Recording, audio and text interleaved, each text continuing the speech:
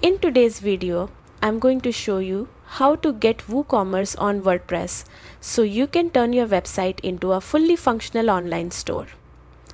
Once WooCommerce is installed, you'll be able to manage products, payments, shipping, and everything you need to run an e-commerce business. To get started, head into your WordPress dashboard and look to the left sidebar. Click on Plugins, then select Add New. This opens the plugin installation page where you can search for new tools for your site. In the search bar at the top right, type WooCommerce and press Enter. You'll see WooCommerce by Automattic appear in the results.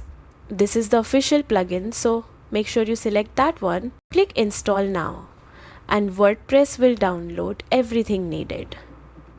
Once the button switches to Activate, click it to turn the plugin on.